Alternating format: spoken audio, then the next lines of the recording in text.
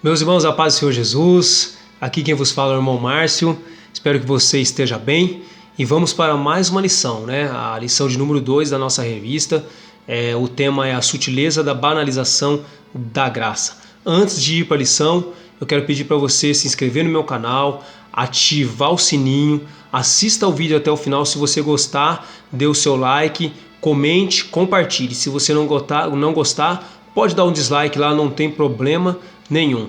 Vamos à lição então? Olha só, eu não vou ler a lição toda hoje, só vou fazer uma conceituação de graça, bem simples, e uma conceituação aí de banalização. Deixa eu te fazer uma pergunta, você conhece a graça? Nós conhecemos a graça?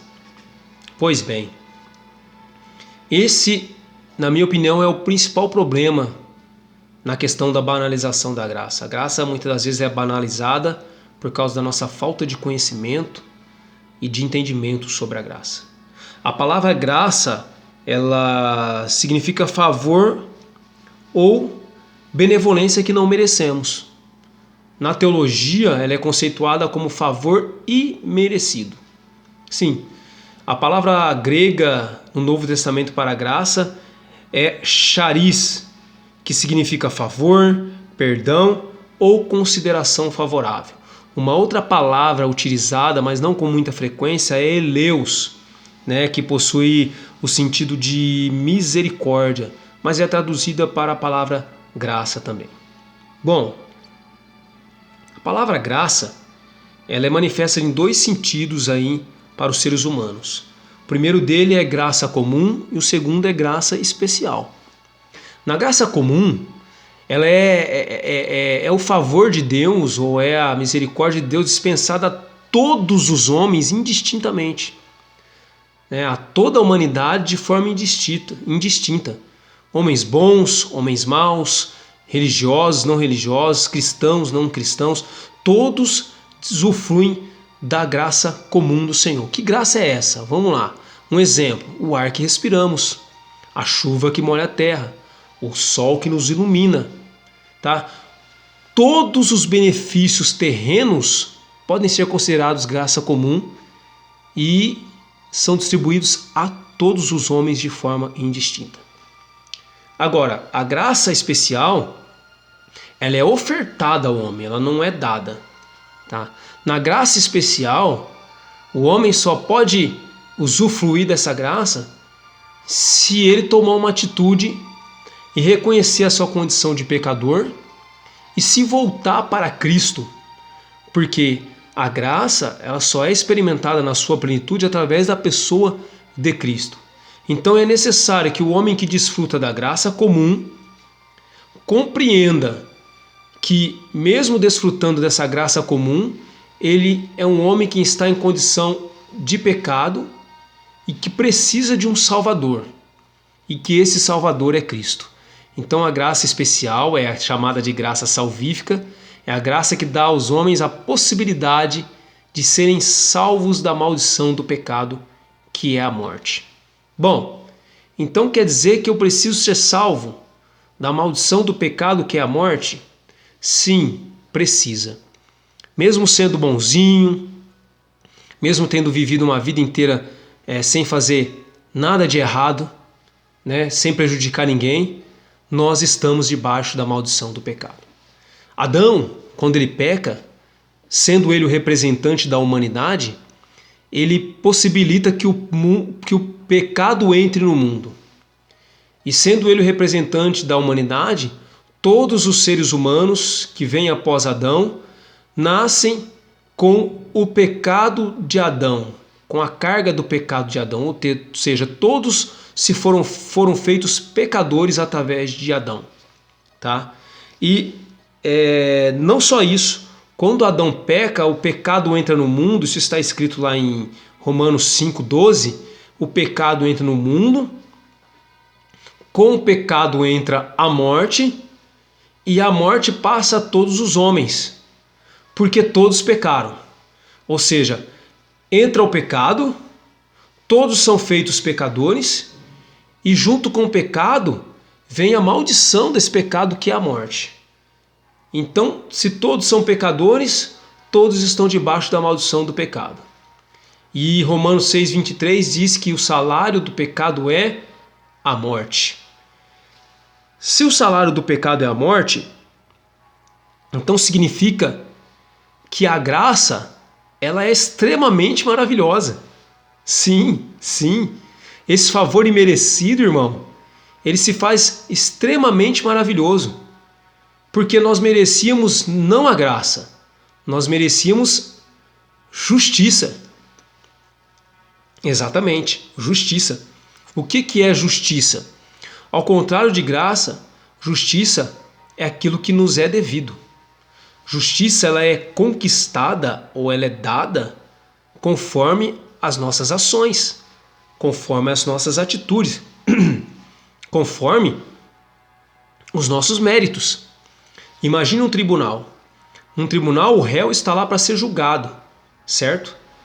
E o juiz vai decidir se ele é inocente ou se ele é culpado.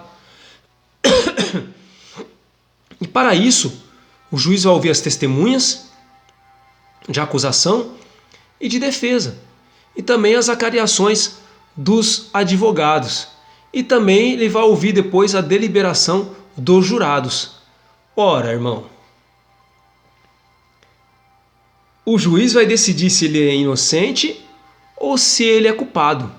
Seja qual for a decisão, assim que ele toma a decisão, a justiça estará sendo feita, estará sendo realizada, baseada em fatos, em evidências, se chega à justiça. Então a justiça, ela é aquilo que nos é devido, ao contrário da graça. Aí o que Deus fez, irmão? Olha como Deus é lindo demais. É por isso que você precisa conhecer esse Deus, esse Jesus. Deus deliberadamente, com vontade própria, decide não punir o homem que era réu do juízo. Decide não usar com justiça com o homem, mas usar de graça e de misericórdia. Mas isso significa que Deus esqueceu os nossos pecados? Ou que ignorou os nossos pecados? Não, porque se ele tivesse feito isso, ele seria injusto. Não. Isso significa que o meu, o seu, o nosso pecado, a nossa dívida foi cobrada em Cristo.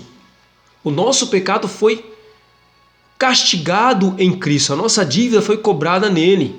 Ou seja, a cruz, os cravos, a coroa de espinho, os açoites, a lança que traspassou Jesus, cada gota de sangue, cada agonia que Jesus sentiu ali, e até chegar à morte, aquilo ali era para mim e para você. Aquela era a justiça divina que nós merecíamos. Mas o Senhor reverteu essa justiça em graça. Toda a nossa dívida foi paga e quitada por Cristo. Ele recebeu o nosso castigo no seu corpo. Isso é graça e justiça.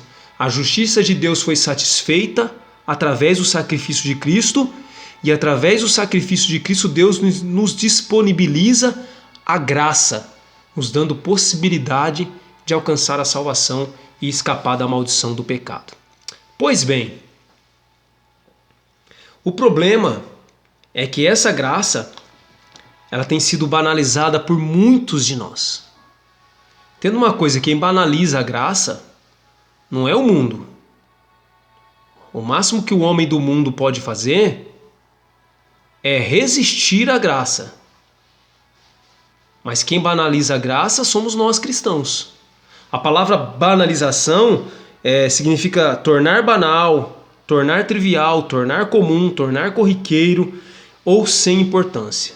E tem aí ainda alguns sinônimos, entre eles eu destaquei mediocridade ou vulgarização. É possível banalizar a graça, vulgarizá-la? Sim, é completamente possível banalizar e vulgarizar a graça. Com certeza, nós temos a possibilidade de fazer isso sem dúvida alguma. Como que o homem tem feito isso nos dias de hoje? Bom, vivendo uma vida nominal. Os crentes nominais são aqueles que têm nome de crente,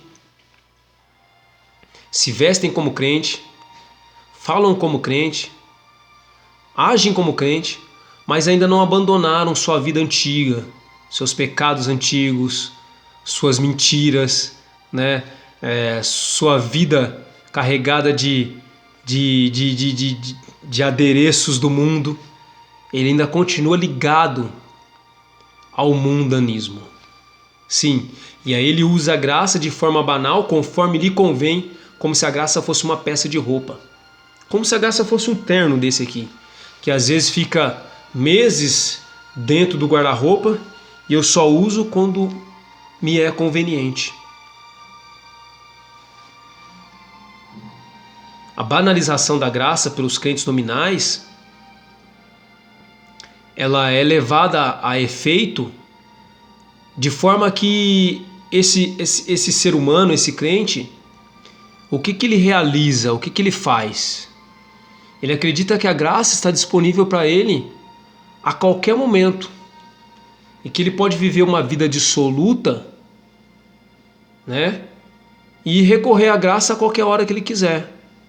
É como se ele usasse a graça para legitimar o seu erro ou para lhe dar liberdade para pecar, ou para lhe dar passe livre para fazer o que quer, já que ele tem a graça à sua disposição. Ô irmão, graça não tem nada a ver com fatalismo. Com fatalismo. Não, isso não é fatalismo, irmão. Não. Não, nós não estamos vivendo a graça como se ela tivesse sido disponibilizada e uma vez disponibilizada nós podemos fazer o que queremos e estamos salvos. Não, negativo. Graça não nos dá legitimidade para pecado, para continuar uma vida pecaminosa. Pelo contrário, a graça nos constrange a viver uma vida de santidade. Olha o que Paulo diz aos Romanos no capítulo 6. Que diremos então? Permaneceremos no pecado para que a graça seja abundante? De modo nenhum. Nós que já morremos para o pecado, como viveremos ainda nele? Qual outra forma de banalizar a graça? É viver uma vida mundanizada. Sim, mundanizada. O antropocentrismo tomou conta dos nossos cultos, ou seja, o homem está no centro dos nossos cultos. Os homens são elevados à condição de Deus, os céus são relegados a serviço da terra e Deus é diminuído a um mero serviçal. Exatamente. Tudo está girando em torno do homem hoje. Tudo em torno daquilo que o homem precisa, em torno daquilo que o homem necessita. O bem-estar do homem tornou-se a prioridade e não a glória de Deus. Nossos cultos não são mais cultos de celebração a Deus. Nossos cultos são cultos que celebram ao homem. Nós louvamos a nós mesmos, nós glorificamos a nós mesmos e nós celebramos a nós mesmos. Nossas mensagens são carregadas de autoajuda, como se o homem pudesse se autoajudar. Não é verdade? Isso é totalmente contrário à graça verdadeira. Na verdade, esses homens estão banalizando a graça, porque a graça verdadeira, ela eleva o homem à condição de extremamente necessitado do favor divino. Olha o que diz a palavra de Deus em Efésios capítulo 2, versículo 8. Olha só. Porque pela graça sois salvos, por meio da fé. Isso não vem de vós, é dom de Deus. E não vem de obras, para que nenhum homem se glorie. Então, a graça é para mostrar para o homem a sua condição de pecador, a sua condição de necessitado, de dependente de Deus. E não colocar o homem em um pedestal. E não fazer de Deus um serviçal. Quando banalizamos a graça, nós estamos querendo colocar Deus como o culpado, não é verdade? Nós nos inocentamos e colocamos a culpa em Deus. Sim. Ao colocar o homem no centro das atenções, nós estamos dizendo que Deus deve alguma coisa para o homem. Mas isso é o contrário, Deus não nos deve nada. Nós é que devemos a Deus. E se Deus fosse nos dar o que nos era devido, nós estaríamos mortos, condenados a viver eternamente no inferno. Mas a graça veio para revelar a nossa condição de pecador, a nossa condição de pessoas pequenas diante de Deus e necessitadas da sua misericórdia. Ora, a graça que é de graça custou um alto preço a Cristo. Custou um alto preço a Cristo. Paulo, escrevendo aos Coríntios, na sua primeira carta, no capítulo 7, versículo 23, ele diz assim, fostes comprados por um preço. Ora, essa graça que foi nos dada de graça custou alto a Cristo. Mas mesmo essa graça que nos é ofertada de graça, também tem que custar algo a nós. Sim, ela precisa custar uma vida de retidão e de entrega a Deus. Olha o que Jesus diz aqui, em Mateus 16, 24 e 27. Aquele que quiser vir após mim, negue-se a si mesmo, tome a sua cruz e siga-me. Quem quiser salvar a sua vida, perdê-la-á. Irmão, os homens estão tentando salvar as suas vidas por aí. Sim, cultuando a si próprios. Isso, esquecendo do favor divino, tentando se salvar a si mesmo com seus méritos. Só que Jesus está dizendo que quem quiser salvar a sua vida, perdê-la-á. E ele ainda diz mais, ele diz assim, mas qualquer que por amor de mim perder a sua vida, a salvará. Olha que coisa linda. Essa é a maravilhosa graça de Cristo. Eu convido você a vir comigo para aprendermos mais sobre a graça na escola dominical, domingo. Venha, participe conosco e que a graça de Deus te alcance. Que a graça de Deus te ilumine e que você possa entendê-la e recebê-la na sua vida. Que Deus possa abençoá-lo grandemente e eu aguardo você na escola bíblica dominical. Deus vos abençoe. Um forte abraço. Amém?